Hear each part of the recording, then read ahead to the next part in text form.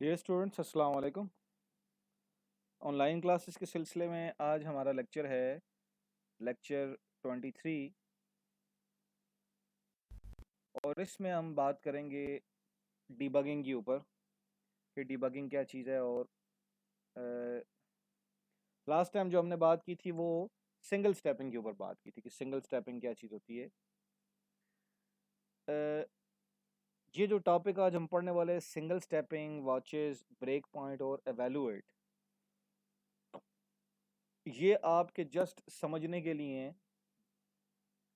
ये उस वक्त अप्लाई होते हैं जब आप बाकायदा तौर पर कोई प्रोजेक्ट स्टार्ट करें। यानी समझें कि आप ये जो सिंपल प्रोग्राम अभी हम सी लैंग्वेज में करेंगे, इससे हटकर बाकायदा तौर पर आप अपना कोई प्रोजेक्ट स्टार्ट करें जिसमें आप कोई छोटा मोटा सॉफ्टवेयर बनाएं, वहाँ ये यूज़ होते हैं। क्योंकि वो सारा कुछ अभी यहाँ पे प्रोजेक्ट क्या या कोई प्रोजेक्ट जो है वो यहाँ पे हमने बनाना नहीं। यहाँ पे मकसद आपको सिर्फ प्रोग्रामिंग की चीज़ों चीज़ों जो है ना वो आपको उससे इंट्रोडक्शन कराना है। तो इसलिए ये हम अभी देखेंगे नहीं, प्रैक्टिकली हम इसको नहीं करेंगे कि सिंगल स्टेपिंग या वॉचेज या ब्रेक पॉइंट क्या होते हैं। हम इसको सिर्फ थ्योरेटिकली पढ़ेंगे कि ये चीज़ क्या होती है, क्योंकि पेपर के पॉइंट ऑफ व्यू से भी यही कहा गया है और यहाँ पे आगे पूरी बुक के अंदर भी ये कहीं यूज़ होते नहीं। इनको समझने के लिए थोड़ी सी प्रोग्रामिंग की नो हाउ होनी चाहिए जो कि अभी डेवलप नहीं हुई। ठीक। सिंगल स्टेपिंग के बारे में हमने पढ़ा था कि अगर प्रोग्राम के अंदर कोई ऐसा एरर आ जाए, जैसे लॉजिकल एरर है जिसको ढूंढना पॉसिबल नहीं होता, तो फिर आप क्या करते हैं कि सिंगल स्टेपिंग परफॉर्म करते हैं और एक एक लाइन को एग्जीक्यूट करते हैं। एक एक लाइन को एग्जीक्यूट करने का फ़ायदा क्या होता है? जब आप एक एक लाइन को एग्जीक्यूट करते हैं तो जिस लाइन में एरर आई होती है या आउटपुट गलत आती है वो आपको पता चल जाता है। ठीक है। अब हम आते हैं वॉचेस पे सेकंड, कि वॉचेस क्या होती है।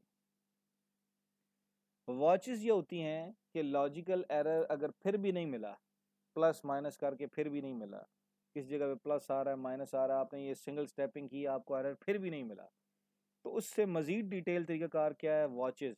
वॉचेस में आप ये चेक करते हैं कि वैल्यू ऑफ द वेरिएबल, किसी भी लाइन पे जाएं तो आप क्या करते हैं, वैल्यू ऑफ द वेरिएबल यहाँ पे देखना चाहें कि वैल्यू ऑफ द वेरिएबल क्या है, सी की क्या वैल्यू है।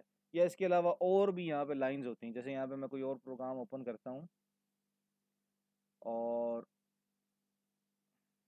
इस प्रोग्राम के अंदर मैं कहीं भी किसी वैल्यू ऑफ द वेरिएबल के की मैं वैल्यू फाइंड करना चाहता हूँ। यहाँ पे प्रिंट तो हो रहा है लेकिन मैं इधर ढूंढना चाहता हूँ कि यहाँ पे क्या वैल्यू आई है।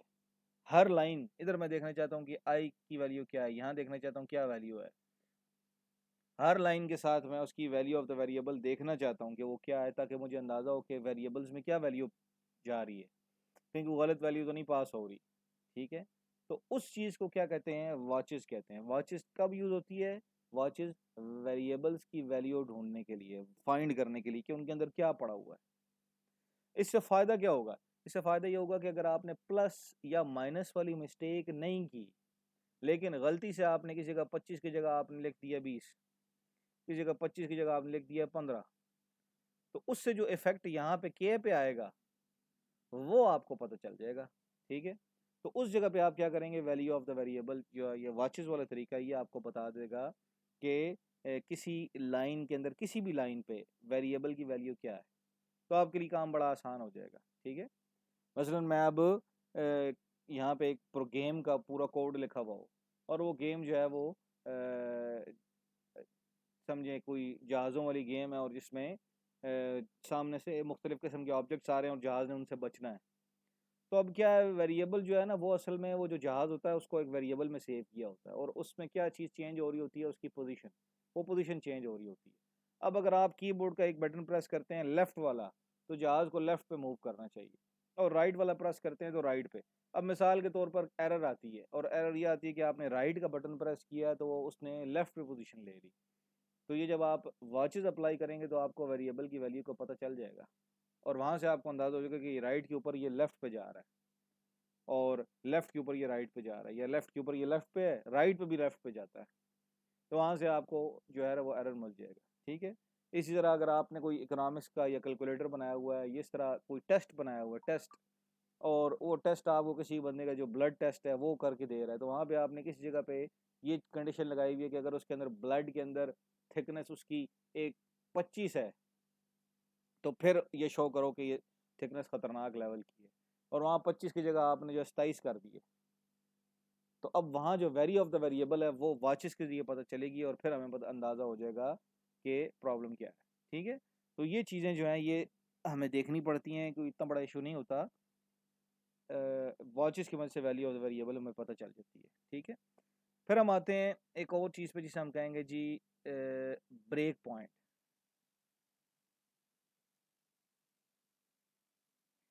ब्रेक पॉइंट्स, ब्रेक पॉइंट्स क्या होते हैं? ब्रेक पॉइंट ऐसे होते हैं जैसे आप ये कहें कि प्रोग्राम का आपने कोई हिस्सा लिखा हुआ, बहुत बड़ा कोई प्रोग्राम है आपका, और उसमें आप चाहते हैं जी कि आपको पता है कि प्रोग्राम जो है वो आपने वॉचेस लगाई हैं, आपको पता चल गया प्रोग्राम काफ़ी बड़ा है। ठीक है, और उस प्रोग्राम में आपको अंदाज़ा है कि लाइन नंबर जो है वो प्रोग्राम मिसाल के तौर पर 400 लाइनों का है, तो आपको देख के पता चल रहा है कि जो पहली 100 लाइन्स है वहाँ तक तो काम ठीक है, लेकिन उन 100 के बाद प्रॉब्लम आ रही है, और प्रॉब्लम वहाँ से शुरू हो रही है। तो आप क्या करेंगे, पहली 100 लाइन के बाद ब्रेक पॉइंट लगा दें। उससे क्या होगा कि अब जो बाकी प्रोग्राम दो हिस्सों में तकसीम हो जाएगा। पहली 100 लाइन्स एग्जीक्यूट नहीं होंगी, आपकी जो मतलब जो एग्जीक्यूशन है ना वो इस ब्रेक पॉइंट के बाद से फिर आप क्या करेंगे कि जितने भी वेरिएबल्स इस्तेमाल हुए हैं आप उनकी वैल्यू चेक करते जाएंगे। तो पहली 100 लाइनें छोड़ दी, बाकी 300 लाइनें, तो अब इन 300 लाइनों में क्या होगा, आपको जहाँ तक पता है कि आपका प्रोग्राम ठीक है उस हिस्से से आगे आप ब्रेक पॉइंट लगा दें। तो उससे क्या फ़ायदा होगा कि जो हिस्सा ठीक है वो आपको चेक नहीं करना पड़ेगा, और जो हिस्सा उसके बाद होगा वो आप क्या करेंगे, एक एक लाइन उसको आप क्या करेंगे, सिंगल स्टेपिंग के ज़रिए चेक करेंगे। और सिंगल स्टेपिंग के ज़रिए चेक क्या होगा, वैल्यू ऑफ द वेरिएबल, यानी सिंगल स्टेपिंग और वाचेस दोनों अप्लाई होंगी। आपने एक प्रोग्राम बनाया 400 लाइंस का, आपने प्रोग्राम को देखा उसके अंदर कोई गड़बड़ है, लेकिन जब आप उस प्रोग्राम का कोड आउटपुट आपको गलत मिल रही है, उस प्रोग्राम ने अपनी आउटपुट आपको गलत दी है, तो आप क्या करेंगे, उसका कोड ओपन करेंगे जिस तरह ये कोड सामने लिखा हुआ है, लेकिन कोड देखने पे आपको अंदाज़ा हो रहा है कि पहली 100 लाइंस ठीक लिखी हुई हैं। तो आप क्या करें, फर्स्ट 100 लाइंस के बाद ब्रेक पॉइंट लगाएं। तो वहाँ से क्या होगा, लाइन नंबर 101 से लेकर 400 तक ये हिस्सा अलग हो जाएगा, और इस हिस्से को 101 से लेकर 400 तक एक एक लाइन को आप क्या करेंगे, एग्जीक्यूट करेंगे, और इसके अंदर value of the variable, her variable की वैल्यू चेक करते जाएंगे कहाँ पे वेरिएबल के अंदर क्या वैल्यू आ रही है। जब आप ये स्टेप करेंगे, ये सारा कुछ करते जाएंगे, तो इससे क्या होगा कि आपको एरर मिल जाएगा, और आपको ये फ़ायदा होगा कि वो जो फर्स्ट 100 लाइंस हैं, फिर कहीं दरमियान में आपको पता चलता है कि लाइन नंबर जो है वो 200 से लेकर 250 तक ये भी ठीक है, तो आप क्या करेंगे कि जो 101 से 199 तक आप आए हैं ना, वो आप सारा कर लेंगे। टू उधर जो 199 है वहाँ पे ब्रेक पॉइंट लगाएंगे। ब्रेक पॉइंट लगाने के बाद क्या होगा, वो हिस्सा अलग हो जाएगा। 200 से लेकर 250 तक को छोड़ दें, और 250 के बाद फिर एक ब्रेक पॉइंट लगा दें, और वहाँ ये सारा कुछ चेक करते रहें। तो उससे क्या होगा, ब्रेक पॉइंट लगाने से आप अपना टाइम बचा रहे होते हैं, यानी जो हिस्सा आपको लगता है कि आपके प्रोग्राम में ठीक है उस हिस्से को चेक करने की ज़रूरत नहीं है, वहाँ उस पूरे समझे यूनिट को, जो हिस्सा आपको लग रहा है ठीक है उस यूनिट के अंदर वेरिएबल्स की वैल्यू चेक करने की ज़रूरत नहीं है। लेकिन जो हिस्सा आपको लगता है कि ठीक नहीं है उस हिस्से को आप चेक करते जाएं और वहाँ ब्रेक पॉइंट लगाएं, और जहाँ जिन दो पॉइंट्स के दरमियान ब्रेक पॉइंट, जहाँ आपने ब्रेक पॉइंट लगाया है और जहाँ ख़त्म किया है, वो उसके दरमियान जितने भी लाइंस होंगी वो सारी चेक होंगी, और एक एक लाइन के अंदर जो वेरिएबल्स की वैल्यू है वो इस्तेमाल होती जाएगी।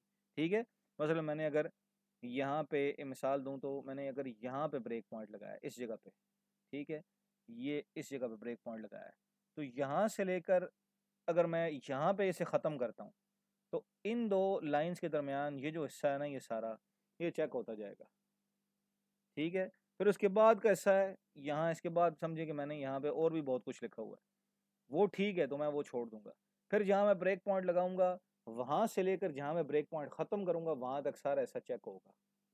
तो ब्रेक पॉइंट दरअसल में क्या है, आपके प्रोग्राम के अंदर अगर कोई आपसे लॉजिकल मिस्टेक हो गई है, वेरिएबल की वैल्यू गलत हो गई, प्लस माइनस कुछ गलत हो गया, तो आप ज़रा जल्दी काम करना चाहते हैं, आप चाहते हैं कि मैं अपना टाइम बचा लूँ, तो उसके लिए आप फिर क्या करते हैं, आप ब्रेक पॉइंट लगाते हैं। ठीक है। और इसके बाद जो चौथा है वो है एवेल्युएट और मॉडिफाई विंडो। एवेल्युएट या मॉडिफाई विंडो। अब ये चीज़ क्या होती है, इसमें है कि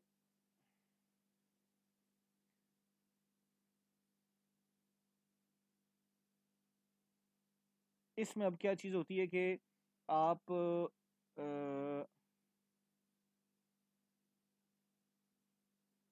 सिंगल स्टेपिंग कर रहे हैं, और सिंगल स्टेपिंग में आप एक एक लाइन चेंज करते हैं। ठीक है। तो सिंगल स्टेपिंग जो है वो आपको ये तो बता देगी कि कहाँ आपकी मिस्टेक आई है, किस जगह पे प्लस या माइनस आपने गलत लगाया है, या वैल्यू ऑफ द वेरिएबल आपने गलत लगा दी है, आपने वेरिएबल की वैल्यू 20 की जगह 25 लगा दी है, ये आपसे गलती होगी, किस जगह आपने ये काम किया है। सिंगल स्टेपिंग आपको ये बता देगा।